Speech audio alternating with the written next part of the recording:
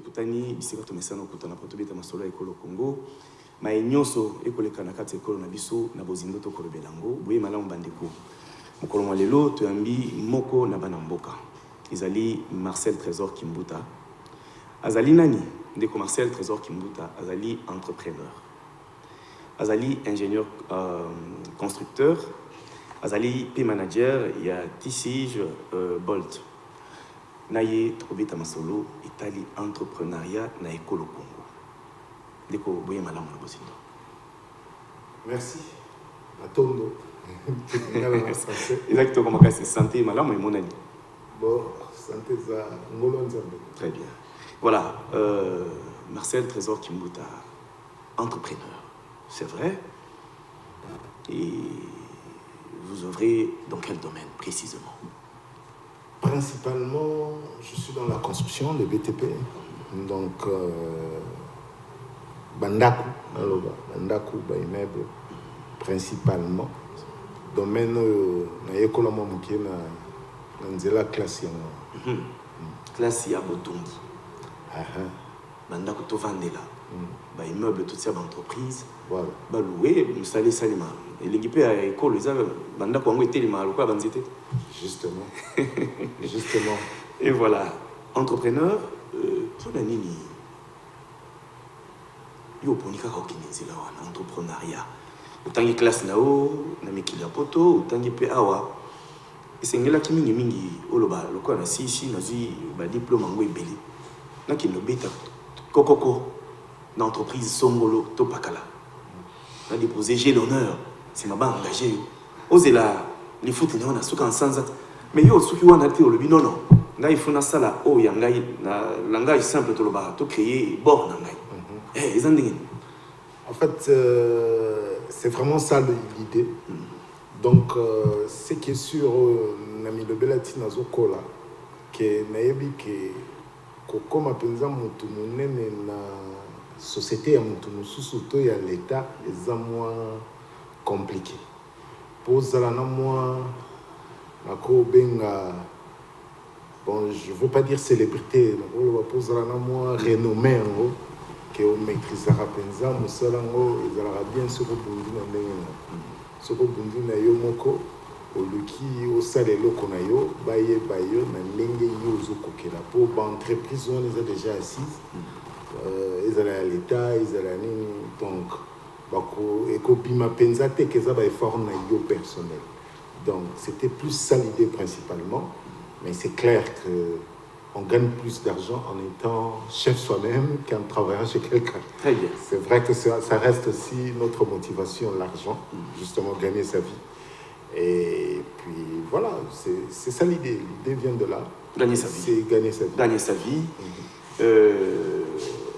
Détenteur d'autant de diplômes obtenus ici au pays, à l'extérieur, on décide de ne pas frapper à la porte, déposer une demande, faire une demande d'emploi, mais on se dit, bah, on monte son entreprise propre. Cette fois-là, on est patron, on a engagé, on a des travailleurs. Et comment ça se passe? Comment vous faites? Vous gérez déjà combien d'employés? Je ne dirais pas patron. Moi, c'est plus... c'est pourquoi j'ai insisté qu'on dise plus manager ou gestionnaire ou gérant qui est plus un patron. Okay. Parce que même avec je les appelle plus les collaborateurs que plus employés. Même s'ils sont payés ou quoi, mais c'est plus des gens qui doivent surtout... On a pas donc, à matérialiser. Ah d'accord. Yo concevoir, yé à côté de ma canisina yo à lati yango. Voilà. À PC en Moscou forme. Voilà, c'est ça en fait.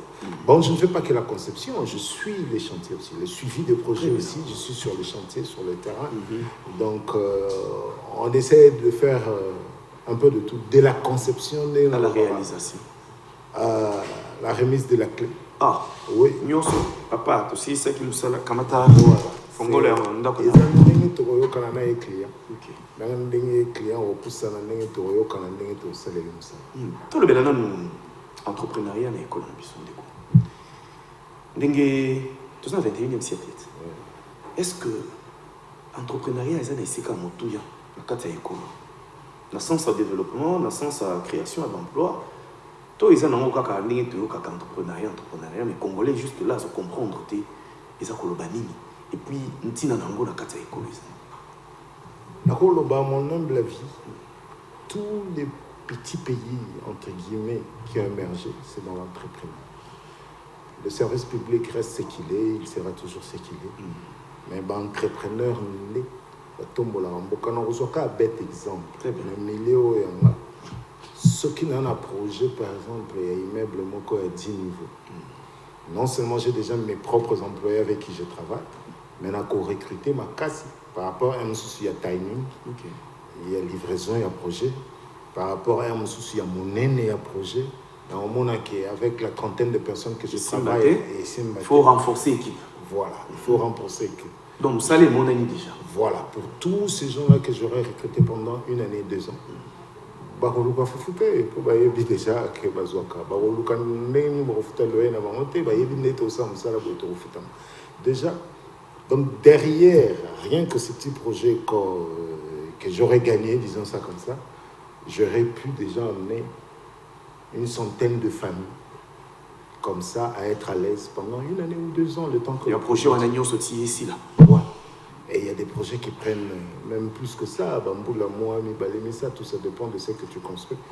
Et par rapport à ça, non seulement tu as aidé le travail, donc ils ont trouvé un emploi, et c'est quelque chose. Et c'est ce que je me dis, si tu privilégies les jeunes entrepreneurs congolais à Congo, c'est clair que le Congo ne va pas se plaindre.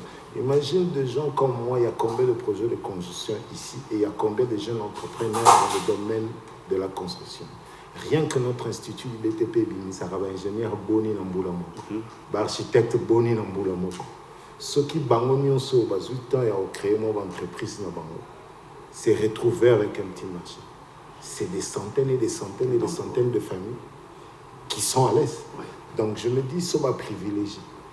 Moi je me dis ce sont les lois du pays qui doivent changer. Qui doivent être adaptées à la réalité. Qui doivent vraiment changer. Je dis ça pourquoi je vois mal un Congolais aussi intégré qu'il soit, même au Liban, pour battre Babundi Sarabiso Mini, on a domaine en Libanais, Indien, Égyptien. Je vois mal un jeune Congolais aussi grand que soit son diplôme, exercer au Liban, va confier... Un grand marché, un grand projet. À terminer, à immeuble, moi, à 5 niveaux. Mais problème, nous avons trouvé que le problème est à un niveau, il y a qu'à reconnaître d'abord la valeur où il y a besoin de côté. Ce qui va reconnaître, c'est pas quand il y a pas. Problème est sérieux dans le salon. C'est tout quand il y a pas, ce qui va besoin de ma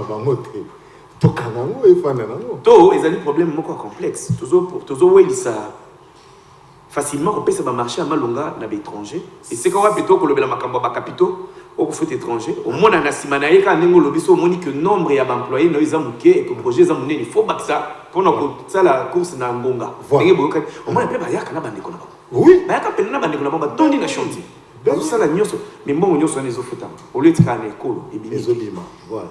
C'est ça la triste réalité. Donc, il faut échanger. C'est la seule façon pour nous, entrepreneuriat, surtout dans le domaine. La seule façon, c'est changer ces lois-là. Oui, exiger. On a pu exiger, on a pu demander ou ordonner certaines choses. Mais, Poutine, Yabakonzi, Tobato, Basala Rabamibe, ils ont accompagné Bissoté, tout le Gabon. C'est dans beaucoup de choses. Je peux prendre un bête exemple. Un jeune entrepreneur, même au Congo-Brazza ici, peut facilement coder façon $1 000, $200 000 s'il a un bon projet. Les lots qui sont dans la banque Songolom Pakala, un projet moro de construction, va déficit de 200 000. Très bien.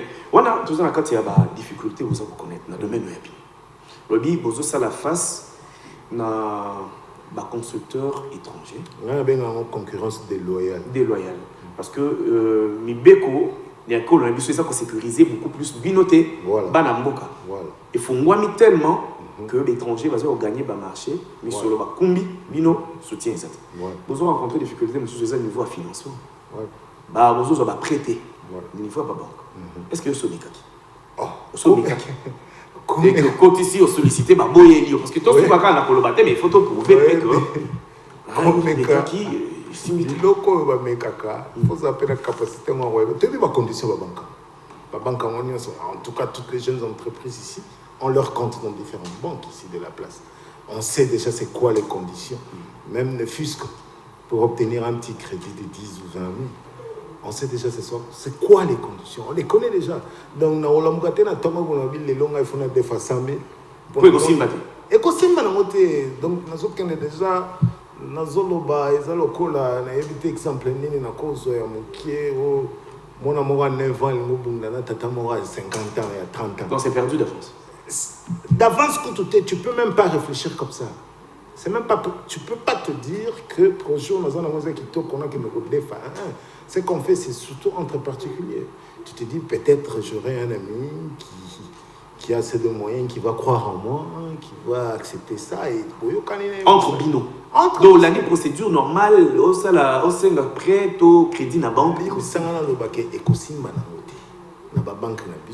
Non seulement par rapport à leurs conditions, taux d'intérêt, ça exagéré. Donc, tu vas travailler pour la banque, plus ou moins. Tu vas travailler défier, au salion, se zongler aux UP. Aux et l'autre côté, l'équité tango nous pour rien, en fait. Pour rien. Tu vas travailler pour eux, les conditions sont telles qu'elles sont. Bon, Tozonga, ingénieur Marcel Trésor. Tozonga, du Cambo, nous avons décrié concurrence au déloyale entre Bino na Bandeko, où il y a domaine, na Bino, mais ma paille. Parce qu'il y a gagné le marché, na école, na Mboka, au Bino, au Raïko Sala. Mais toi, après, si tu compares nos qualités à Moussala, sur le plan, il y a réalisation de qualité à Moussala, il y a des étrangers, là où il y a plus de monde au Sala. Tout c'est voilé la facilité. Il n'y a pas photo, non? D'accord, répondre simplement. D'accord, répondre simplement dans quel sens? Je me dis, bateau, wana, qualité na bango ba perfection na kango. Et c'est là où monte ba botamina. Perfection, on appelle ça la mara, avec l'expérience. Et ça, quand les lois du diplôme, pour recruter, vous avez 5 ans d'expérience. Expérience en 5 ans. Wapi, ceux qui ont banni comme ça. 3 ans, 5 ans, ça 5 ans. Mais ceux qui ont salité à cause d'expérience en Wapi. À cause d'expérience, qualité à mon salaire étranger, on a une chance autant d'appeler à l'étranger. On a eu grâce, on a autant d'appeler les bandes. Mais on a étudié avec tous ces gens-là. Et je ne crois même pas jeter de les mêmes écoles, les mêmes instituts. Même formation, même niveau. Je ne crois pas. J'ai eu à travailler avec certains Libanais ici, de la place. J'ai eu la grâce de travailler sur un bon projet ici à Batetela. Je vous dis, au coin ici, en ville ici, je vous dis ceux qui étaient des chefs là-bas. Niveau Pena et l'équipe sauté. À Ezakaka, à Tchango Mingi, à Messani. Pour Bissopé, dans le domaine de la construction, c'est dans le tas. On se perfectionnise en travaillant. C'est en travaillant que aux directivement c'est concentré. Trakakana Banzela par exemple. Ok. Il y a Tikala pour la Banzela. Il y a Tikala domaine. Domaine. Nous sous alors bon, on a concentré on a plus PK na bandaku na ba biloko mo ndengo na ba immeuble ba nous sous Tikala nekawa pont chaussée. La prince, nous, à Tikala, c'est spécialisé. Nous sommes à Tikala, c'est en exerçant qu'on se dit, en tout cas, je suis plus à l'aise par ici que par ici. Mais c'est content que vous avez décrié le fait que vous perdre le marché au profit à l'étranger. Nous avons un cas, par exemple. La ligne Natonga. Nous avons un bon Natonga. Architecte, conception, plan, tout ça. La défense et l'équipe. Mais la cause risque était de qu'on a découpé ça. Projet net yanda ou yangai. Na mutu ou na penza exercer. Donc il sait où c'est exercer qui wana parce qu'il y a des preuves où il faut encourager ngai. Et ça dit tout. En fait, nengo le belengo eza penza yango wana tenga ningo. Les andengni. Et là na ningo loba. Il risque mais tu peux sécuriser ton contrat avec la personne que tu engages. Donc ça. Non, en quoi faisant, oui. En quoi faisant, oui. Qui signe des contrats. Qui signe. Et ça la bango va bindele wana ou va pesa kabango. Contrat ezali que au respecter contrat tout le monde va procéder belé. bakangi bango ba étranger parce qu'ils n'ont pas respecté le contrat. Aussi simple que ça. Je me dis et zaka kandengo autour à un moment ici que moi complexe c'est quota biso. On a pour soi pembe bangonde basana moi qualité mon koboye rien à voir. Ça n'a rien à voir. Justement, on pourrait faire ça. Nana Lobara par exemple, s'il y a un projet ici à Kinshasa, si vraiment ça a un problème, soit il y a qualité ou il y a expérience, bah mécano qu'on soit étudiant ou IBTP, bah ça ça concours.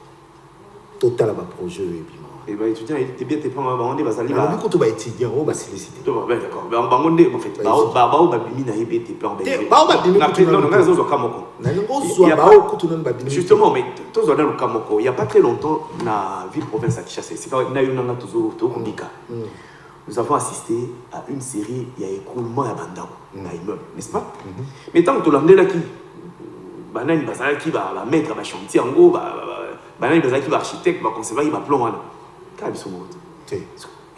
Ils sont morts. Ça ne veut pas dire que s'il y a une brebis qui se garde la route, que tout le troupeau est mauvais. Non, rien à voir. Ils sont morts. Surtout l'année peut approcher la mienne, va privé. C'était un particulier entre toi et moi.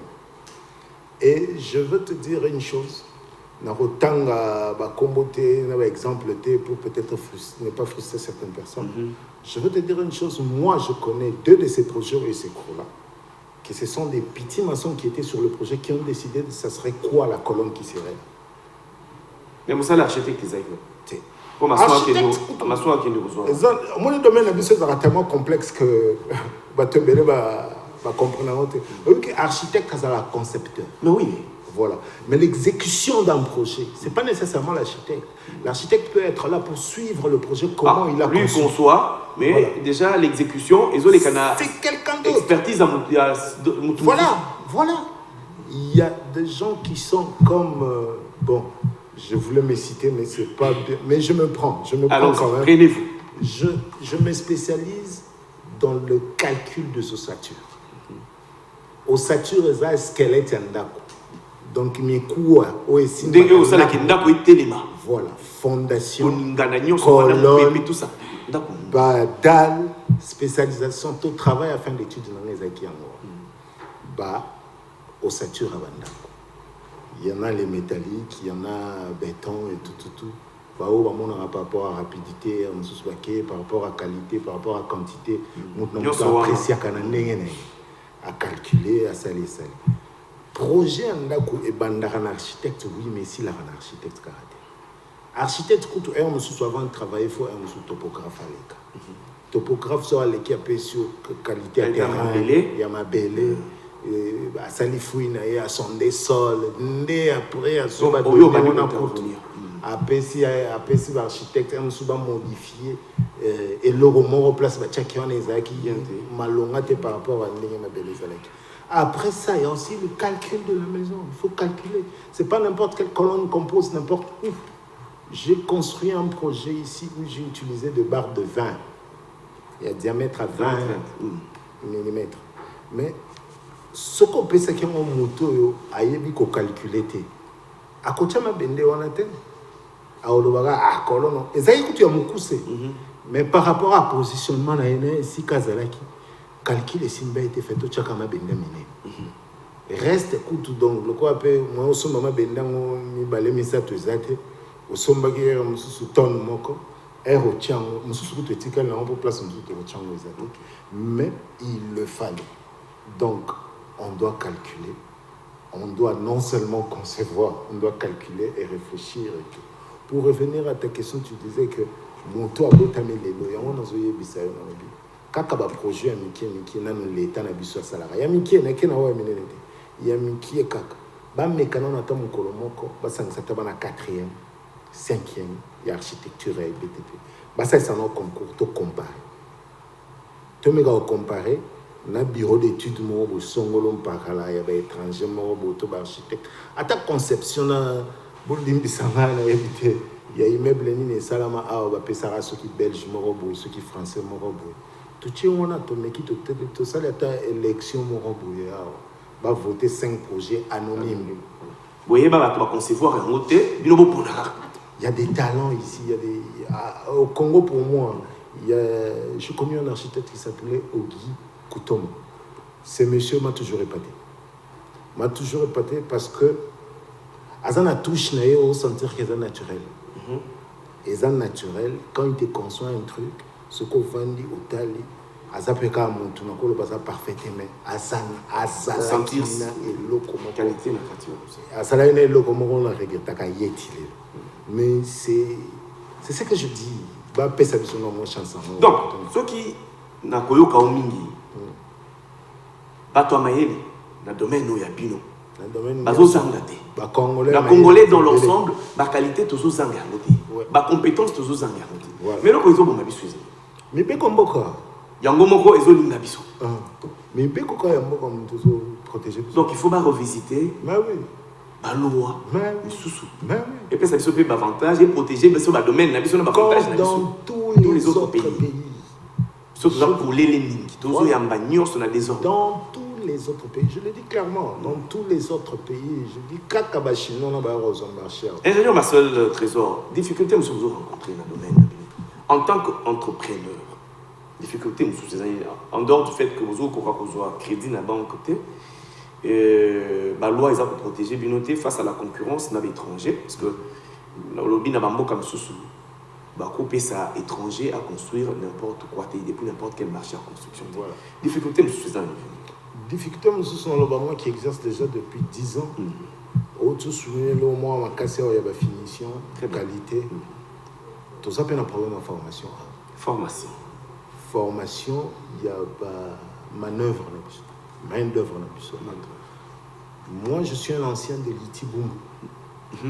J'ai vu comment on formait, à mon époque, je peux dire presque, des gens dans le coffrage. Coffrage, les années où on a pour recoller béton. Pour ils ont la forme à dire. Ils ont la forme autodécidée. La position, la forme autodécidée. La forme, on peut ça là. Voilà, autodécidée. On a commencé à appeler colonne à triangle sur une ligne. On a commencé à circulaire sur une ligne. On a commencé à un rectangle carré. C'est comme, je peux donner à une colonne la forme que je veux. Voilà. En fait. Donc, ma baya to ma bende o yekanga kango poto tia béton na kati tikala na forme on a un autre benga coffrage. Je vous dis ici aujourd'hui il n'y a pas une école qui forme des, si je peux les appeler les charpentiers ou coffreurs, si je sais pas, qui les forment vraiment que ça a un rôle très important à jouer dans kati musala. Papa nanga soko respectant ngote ce que tenga minda ko koyi. Total arabe comme belé tout monde en kaka simple léger tout ça mais na uto betelo solo colonne ni muto squelette ndako muku wao etele misara ndako za ba colonne wa soki muto akanya ngo bien te pour etele et que etele bien te ndako fait quoi ndako quoi aussi simple que ça logique za ngo na soka ka nzoto no tolongola mukwa moko liboko na etika tolongola et fonctionner bien et aussi mbaté aussi simple que ça. Ce que je déplore aussi, c'est la formation, justement. Il n'y a pas de bonne école ici au Congo qui nous forme. On a un peu l'INPP qui essaie de nous donner quelques formations, mais les écoles spécialisées, ils ont les sous-soutis. Ils ont pensé. Mais tous les ministère de l'enseignement technique et professionnel, non? Qu'est-ce pas répertorié? Ce qui est vous avez produit il y a Estiboum. Avec toute fierté. À mon époque. La qualité aux autres salles là. Ils allaient défendre l'image. Je parle des années 80-90. On est en 2021. Ils ont bêté tout. Ils allaient soutenir le ramal. Na kenna qui vous récupérer diplôme dernièrement mais. Est-ce que les gars bâtiment à matériel didactique ils ont soutenu. Moi mon thème a passé. Moi mon thème a passé. Et que ce qui vraiment nzamba pas moi les photos bêta abattoir côté qu'on a le reçu la ralissus. Moi format en échange de reconnaissance et la formation autour. Ok. Toujours entrepreneuriat. Est-ce que vous avez informé que le gouvernement est si Bino entrepreneur beaucoup de ministères. N'est-ce pas mais ça bon. Donc beaucoup de l'eau na tata wa kosangisa bino. Donc vous sangana liboke na ba structure na bino nyonso ba spécialité na bino nyonso. Ba dossier ba doléance na bino ba besoin na bino. Beaucoup de mission. En fait, j'ai envie de dire, pardon, je ne sais pas si ça sera mal pris. J'ai envie de dire, quel que soit le ministère, quel que soit le ministre, ceux qui m'ont beaucoup accompagné ma campagne exacte à Osani. Bon, est-ce que Botikali kaka na niveau ya koloba que balua oya mboka na biso ya domaine na bino ezali susu adapté na réalité té to na kata ba structure na bino wana bozo sala peka moins débat ya comment voko sala pe ba proposition ya ba loi o ko permettre de faire endosser en ba député pour na quoi adapter on a ko le besoin sous nous sana biso té si dans quel sens na ko senga ndena ba député e ba ozonga na ba base na bango place bakenda kozwa ba souci o ya mboka po ba mema kuna po mibeko sala kuna ne bakenda mais justement na ba base wana les pas na pilote n'est-ce pas vous allez organiser la carte de la structure est-ce que vous avez un ordre vous avez un ordre d'architecte moi je suis pas architecte non ordre d'architecte ça il y a un ingénieur pe na okeza ni mais beaucoup se constituer dans un groupe dans une organisation mais ça existe c'est ce que mais déjà que ça existait c'est un pas moi il y a des autres par exemple idée de quoi les a existé déjà nabi ko ça mutomaye les mingi parce que musala ozosala wana soki oza mayele te osala merci je pense ça pour voilà bokutani na bandeko na kati ya organisation na bino bobandi obeta lisolo parce que kozelako mutu mosusu aya kosala azwa susi na bino difficulté o bino bokobika alata yango alors kaza moto domaine na bino te akanisa na place na bino eza passe alors pour leur permettre bloquer ki mangu esengeli bo réfléchir bo concevoir déjà eloko bo lokutali na ba député na biso ba oyo il y a circonscription na bino ba oki ko endosser peut ko porter yango projet wana et proposition wana plutôt ba memi yango na niveau ya parlement bo ko ça nango bo mona que ça va aller vite et puis bino bo accompagner ça na contre-té mais nengo zolo bana na sûr et certain qui na ba message ba konzi ebele ba projet bo mwezali na sûr et certain mais tous on a une capacité, tous on a pouvoir ou en athée. Il y a qu'on quel est l'on a parlé, ma bison de ton côté, mais on a bison de.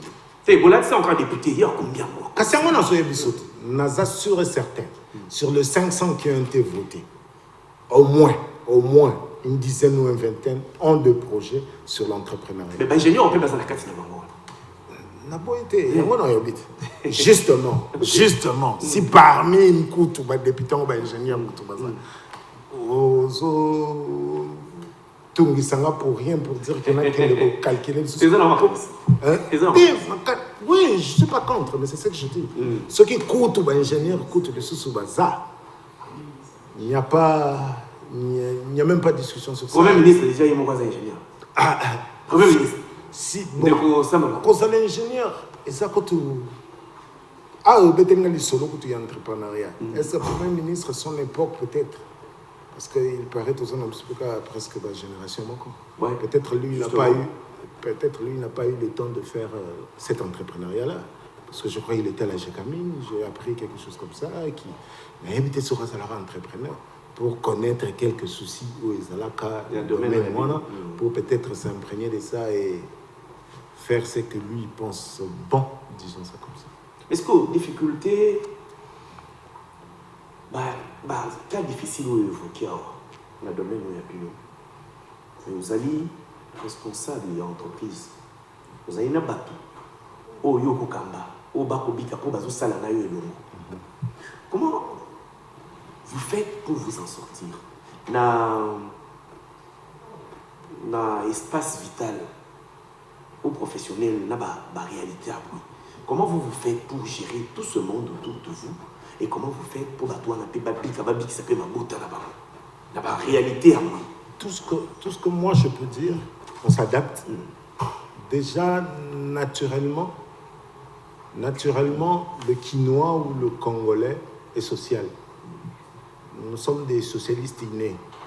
Donc, ça passe au monde de Konayo, à zo s'en sortir, yopé, au talaye, moi, net, zo mon a été. Tout ça, na makila wana ya katina biso, le Congolais dans son ensemble, En tout cas, ce hôtel, il y a batuba kabaka ou sambatinda bango, il y a batuba sunga kabande comme sous sambatinda bango. Tu sens vraiment que le socialisme congolais est né. Donc, on s'organise, on s'adapte avec les réalités du pays, avec. Autant nous soucions, nous en avons surépelé. Ça là que malgré les difficultés que vous avez rencontrées dans le domaine étant chef d'entreprise, les difficultés que vous avez accompagnement à l'État vous avez essayé beaucoup de familles sur le pot, on a lancé un projet. Nous sommes en na terrain, na paya. Nous sommes en train exemple, par exemple, Karanet n'a pas projet tout ça là. Bah coffrage au bus par exemple tout ça là. Et on a une entreprise on est ça là raté. L'entreprise auto temps libanais, dans un matériel un peu beaucoup plus adapté. Voilà. Un peu plus sophistiqué. Un peu plus sophistiqué, mais nous avec ce matériel là un peu bas qualité, on pourrait produire même plus que ce qu'ils produisent. On pourrait produire si on nous donne cette chance-là. Voilà. Capacité ça. Il y a un autre pas. Tous on a des Congolais, netinga, oyo tous chance wana to tangi pe libanda to moni pe to tangi classement wana bango ba libana ngo mususu. L'équipe binoté. L'équipe binoté to tangi. Nazo mususu za la pe un mususu na classe. Nazalaka l'échecité. Un mususu pe nazalaka vailler libanais. Tout à fait.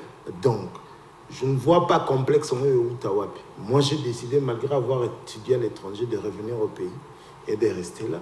Mes diplômes sont là pour le dire que voilà, j'ai étudié à l'étranger et puis voilà. Donc, il suffit juste qu'on nous accorde cette chance-là. Moi, très mal placé, surtout que une fois, j'ai entendu dans une banque qu'on m'appelait personne exposée politiquement. Et là, personne, c'est la personne exposée politiquement. Et là, tant que tu c'est par rapport à quoi? C'est pas mon choix. Moi, je n'ai pas demandé à mon père. Oui, à papa, et c'est à papa. Je n'ai pas demandé à mon père. Mon père ne m'a pas consulté pour faire la politique. Yo, c'est la politique. Papa, on doit faire à ta réunion, à partir de mon papa, on doit faire la politique. Ils ont choisi. Voilà. Mais pourquoi ça pourquoi ça doit même. Je dois être. Il faut la c'est quoi ça, Bangoni? C'est comme ça. Si vous êtes politiquement lié à un homme politique, c'est comme ça. C'est pas possible. Que voulez-vous?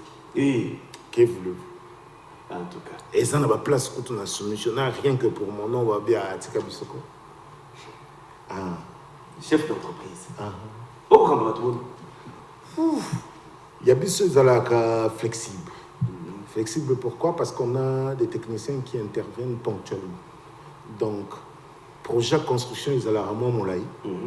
Donc, étape par étape, et c'est une intervention. Voilà. C'est vrai que sur chaque domaine, nous avons un batunangai en permanent, mais ils ont la rappel de combien nous sous tout ça là, nous couler dalle journée wana. Et au sein de notre intervention, pour moi 10 personnes, moi 20 personnes, pour aussi ça peut vous présenter qualité à Moussala Moraman. Donc, on intervient. Il y a des permanents, mais il y a ceux qui interviennent par étapes qu'on appelle, avec qui on peut travailler. Voilà. Les lots, ceux qui bassinent les lots, au Loba, au Soulana, Premier ministre, chef à gouvernement. Parce que dans le domaine, il y a des entrepreneurs, vous avez besoin d'accompagnement pour Bolonga. Et puis, dans le Bokanyo, c'est dans le Mobimba. L'entrepreneur, bazalaka soutenu et pas bazalaka pris en compte dans la politique, il y a gouvernement. Parce que on est pourvoyeur, créateur d'emplois. L'État a besoin de diminuer tout le chômage. Il y a mon quoi en mais on comptera sur l'entrepreneur, le créateur d'emplois. C'est quoi et pas une histoire mini vous allez accompagner vous allez soutenir l'État. Vous allez alors caméra Nini comme étant entrepreneur, chef d'entreprise au Koloba, le premier ministre, le ministre à tutelle de l'entrepreneuriat, au Nini Sengeli et Salema, au Salemité. Pour bon moment dans le secteur, ils ont accompagné et soutenu dans l'État congolais. Ils ont pu bon moment dans s'en sortir.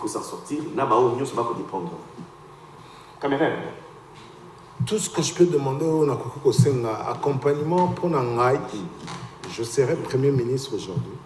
Nakolo va simplement que, par exemple, que tout projet est en capacité à ma part des Congolais. Je dis bien en capacité parce que tu veux bien que tu sois limité dans autre loba à formation paysanne dans malongate et ba pesa ba Congolais. Là où tu n'as pas senga kutu ezala projet nengeni.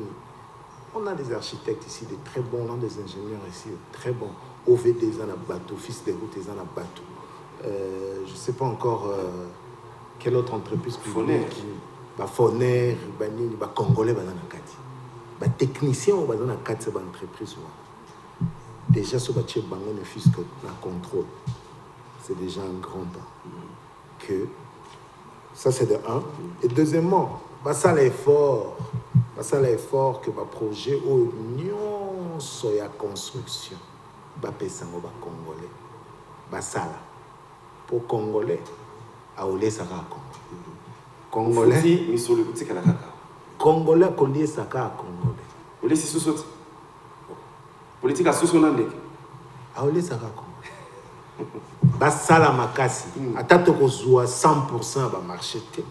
En tout cas, ce qui va salir effort que 70% est repris par des entreprises congolaises aussi jeunes, pas légers. Pour le projet, il y a 5 millions, il y a 10 millions. Pour 5 années, les jeunes entrepreneurs, le roi, on a une garantie bancaire à 1 million.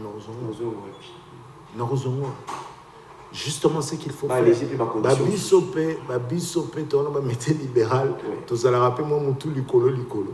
Justement, ce qu'il faut faire, c'est payer en suivant le projet.